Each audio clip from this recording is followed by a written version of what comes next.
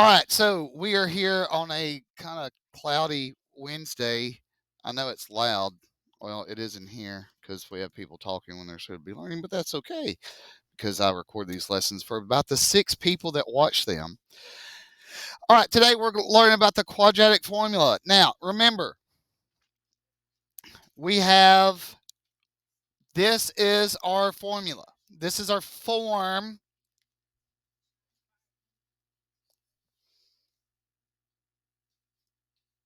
Okay, there we go. Now, yeah, the volume remote actually worked on the kids. That's awesome. All right. So the quadratic formula. Now, here's the deal.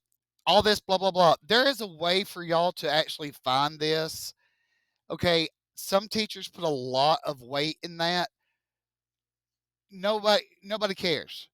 Nobody cares. Y'all want to know how's the formula? How do you use it? How do I get the answer? How do I get the grade and move on? Okay.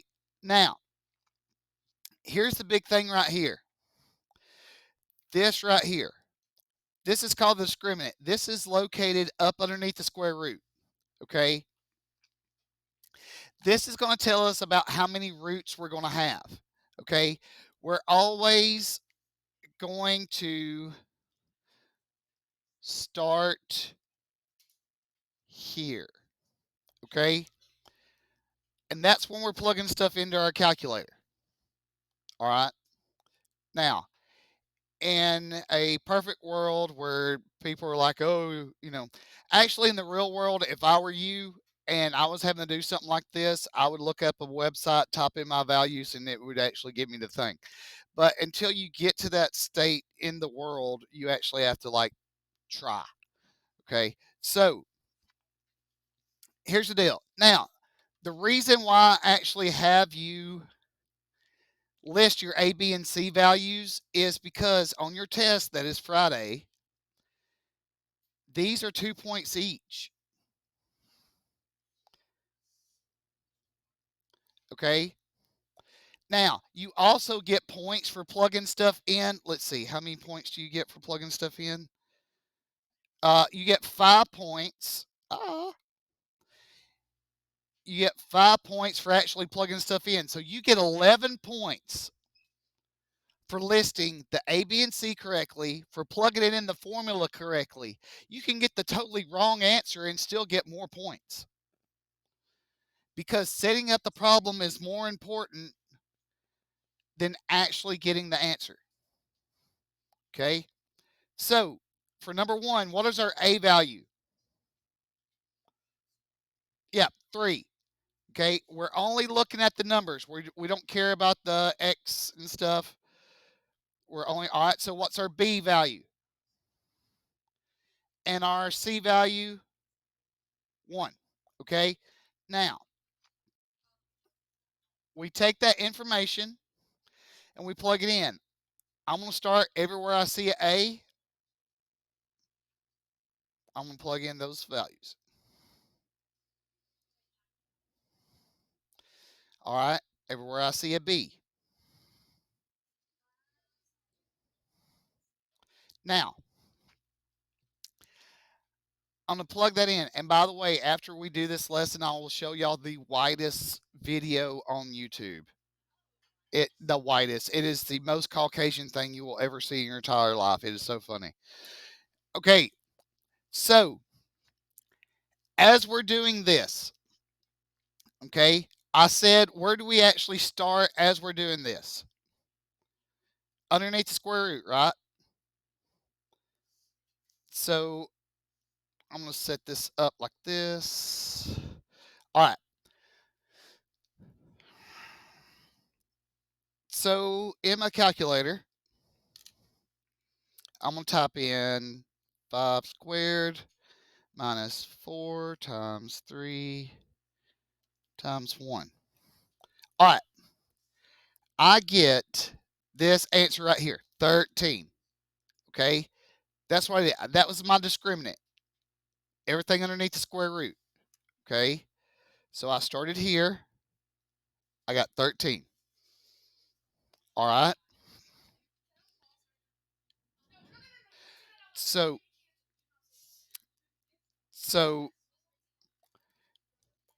All right. Now, what's negative times 5? Yes. Where did 13 come from? Where did I say to start? Yes, under the thingy. It started right here.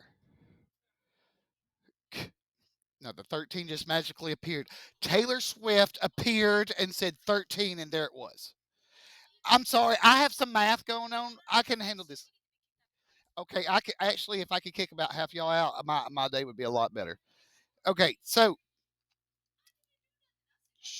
anyways, negative times 5 is negative 5. Yes. All right. 2 times 3, 6.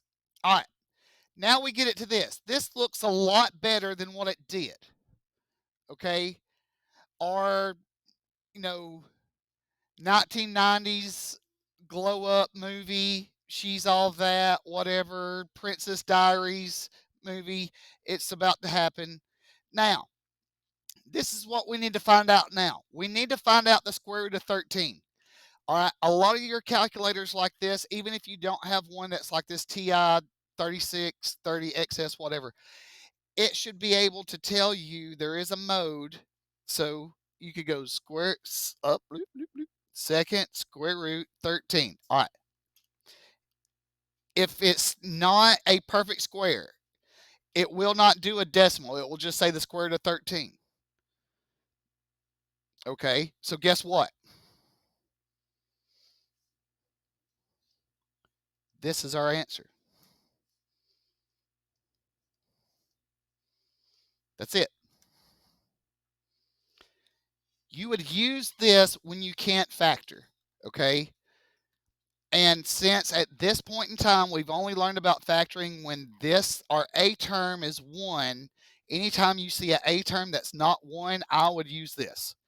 I have students that they don't even worry about factoring because they hate factoring. That F word makes them want to say another F word. So they always use the quadratic formula. And that's fine. Because on the ACT, it says, what is the answer for this, or what are the roots, what's the x's, what's the zeros for this quadratic form, for this quadratic, and that's it. Now, notice, here's the deal. I'm telling you to write the answers like this. Let me tell you what some of y'all's best friend is going to tell you.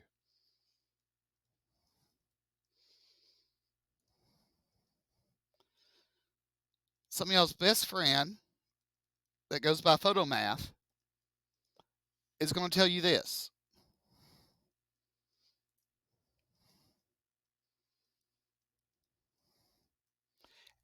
If you give me that answer, I know that you cheated and I'm going to count it wrong.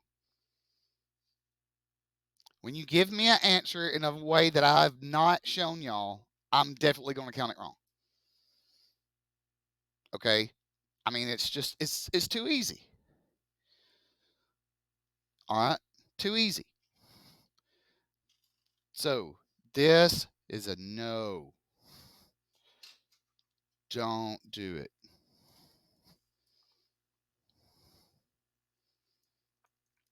This stuff is actually easy. I actually picked the problems that where the square roots aren't perfect squares.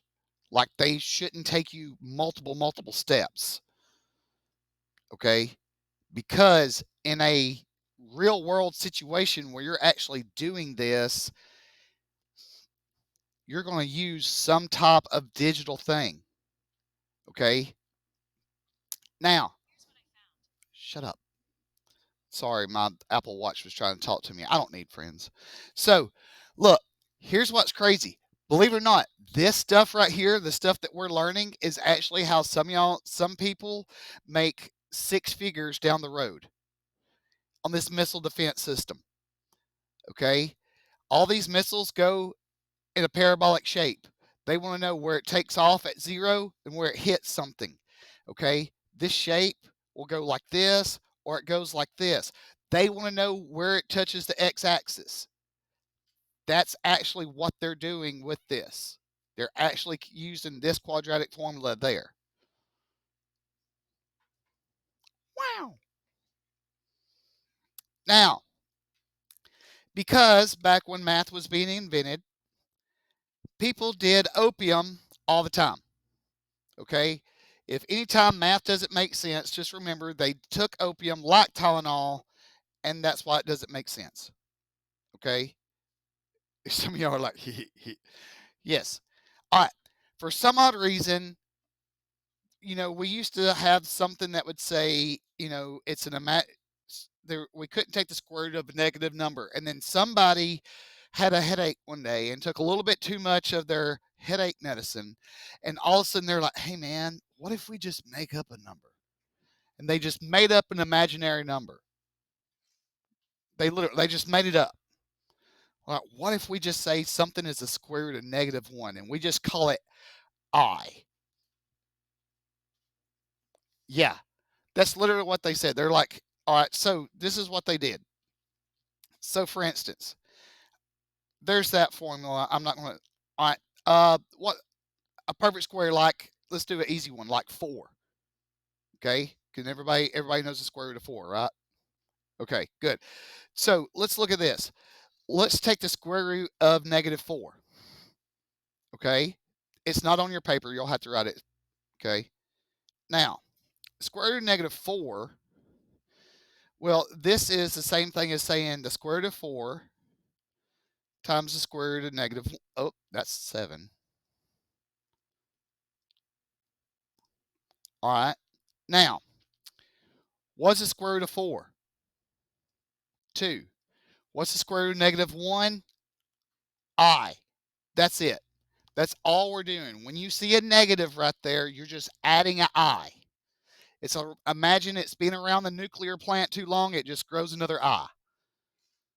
Or if you've watched the Doctor Strange and the Multiverse of Madness, you've watched the very, very end, all of a sudden a third eye pops out of his forehead, you get freaked out, and then it shuts off. Okay, if you don't know that movie, you're on your own. Okay, now that doesn't make a whole lot of sense. It's really confusing at first, but we are going to go an inch deep, and that's it. We are not trying to like redefine the universe. We're not going to try to get in the Wayback Machine to go back and beat the crap out of these people. I kind of wish we could. While we're having to discover an imaginary number. Okay, we're just going to use it to our advantage. Okay, so we're going to Jeffreynize it. So let's do this one. Number 1 right here. What is our a value in this one? What's in front of this x squared? 1. Okay. What is in front of this x? 5. What is right here by itself? -3. All right. So remember, we get 2 points each on the test for doing this. Some of you are like, I'm going to score so well. Okay.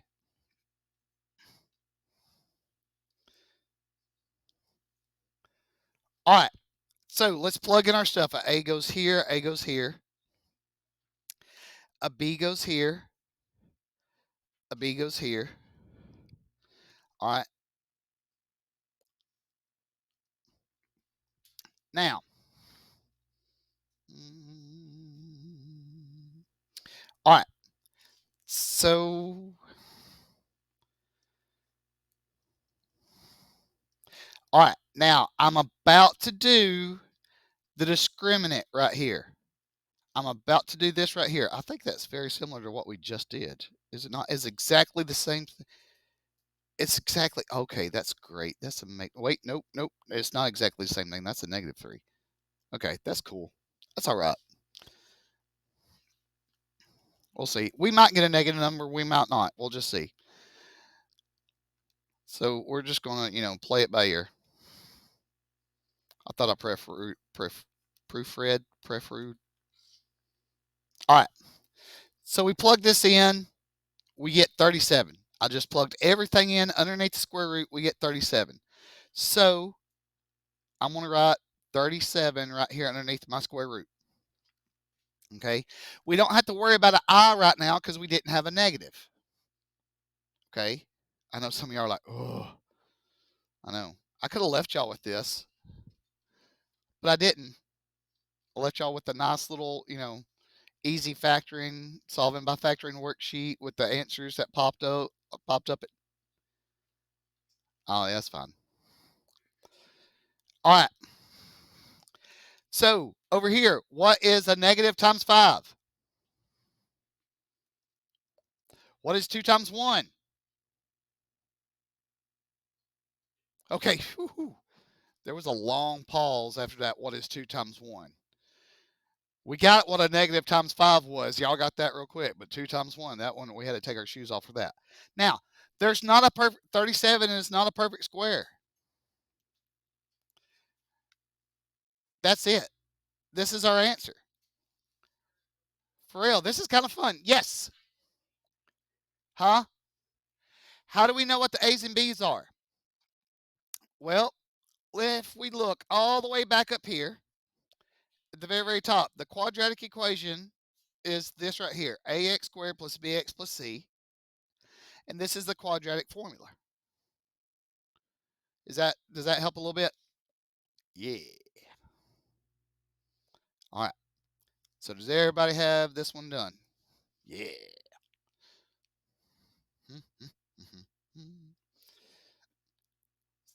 So it looks kind of ugly, right? I mean, look, it does. I heard somebody, I'm not going to name names, but I know where they're sitting, said that this, I don't like the way this looks. This looks bad. It does. It looks bad at the very beginning, but once we start doing it, it's a lot of calculator work. And it cleans up very easily. Yup. Yeah. It's awesome. It's really cool. And in other places, you can go to this thing called the Google and type in quadratic formula calculator. And all you have to do is plug in your A, B, and C's and it will do it for you. Okay. Now, that's for those people that aren't headed down the math road. You know, you have your people that are really good at your drawing, your other stuff, and things like that. That's great. The people heading down the math road don't need to go to that website. We need you to be able to create things and stuff like that. All right. I'm expecting a flying car before, I'm 70. So,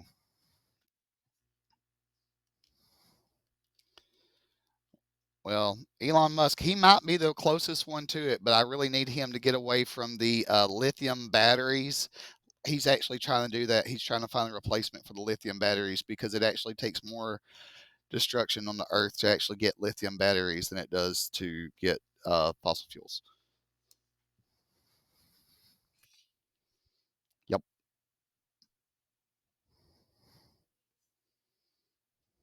All right. Is everybody good with this one? Anybody need more time? Let's go. All right. So, number 2. Can we plug in number 2 as is? Can we plug in number 2 as is? Is number 2 in the form where 0 is on one side by itself? No. Okay, so we've got to do some manipulation. All right. So let's do this. Let's add this 4x over here. So I try to give y'all some room. Some of y'all that write really small, you have plenty of room.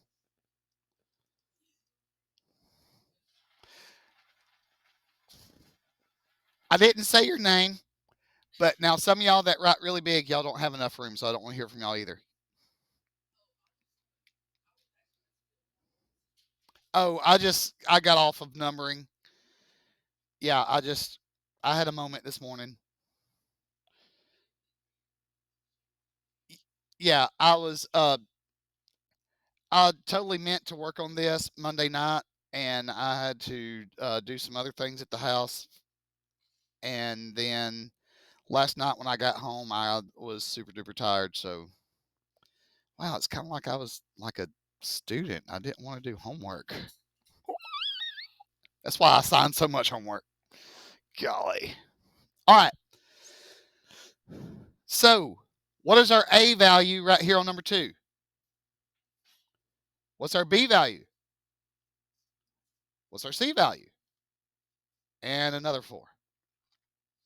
Okay, so let's plug these in where they go. 3 goes here, 3 goes here. And luckily enough, our B and C's are the same thing, so 4s go everywhere. So you get a 4, you get a 4, and you get a 4.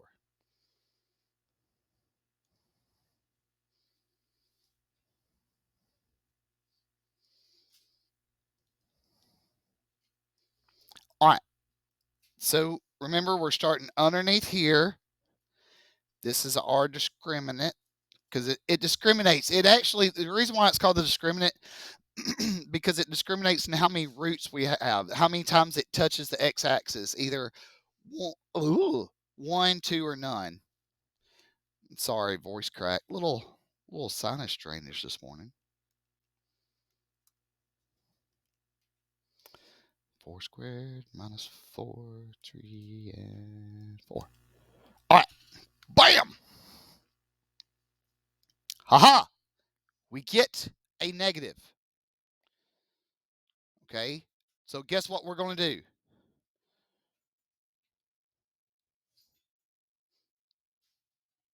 Okay, we're just going to write down a negative 32 right now.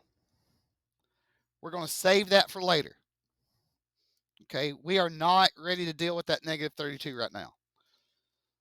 Okay, that's a bigger issue. We'll come back, talk with our therapist later. All right, so let's clean up the other stuff. What is negative times 4? Negative times 4, negative 4. Okay, good. All right, what is 2 times 3? 6. Yes, we got answers. All right, now we've got that cleaned up. Let's focus on this part right here. Now, I know because this has a negative in it.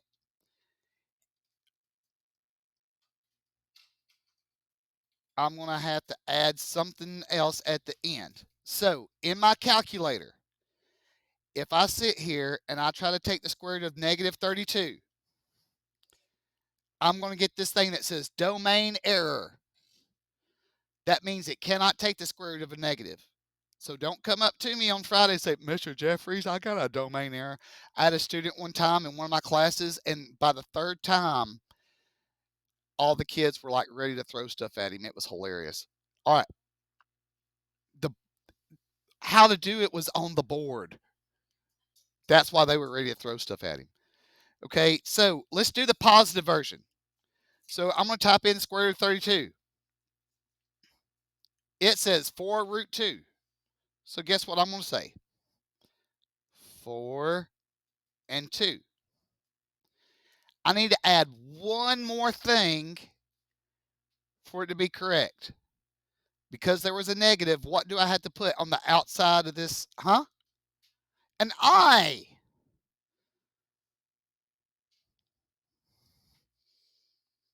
Yeah. I'm just going to put that I right there.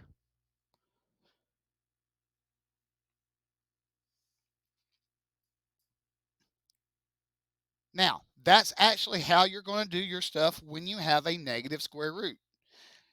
Just type in the positive version and then put an I right there. Okay. Now, if this was the test, okay,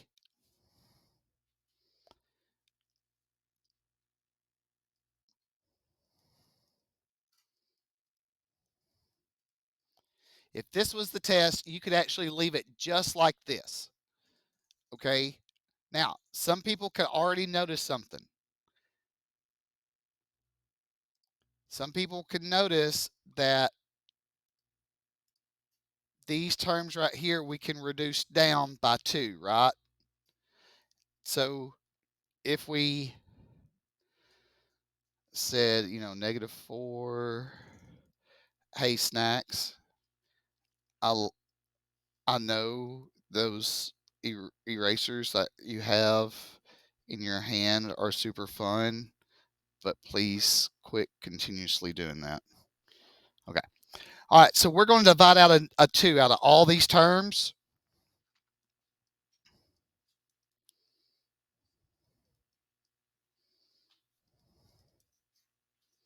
Okay, this right here,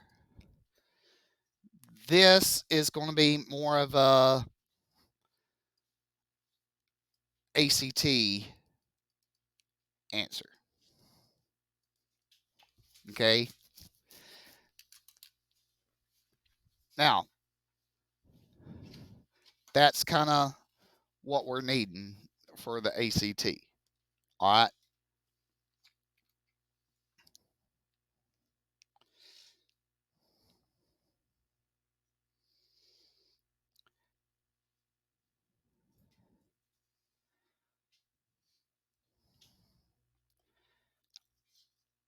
Okie dokie. Believe it or not, that's the lesson today. But wait, there's more. Because on the back of your handout is what? The practice test A, because we don't review enough. Okay. Now, it's basically the practice test. The first 4 problems is what we did on Monday. The other 3 problems is what we did today. It's okay to still have some hiccups on today's stuff. That's why we're going to let you do it, go over it, and then we're going to review again tomorrow. For the 6 people watching at home, good stuff, good things. This stuff. Roll Tide.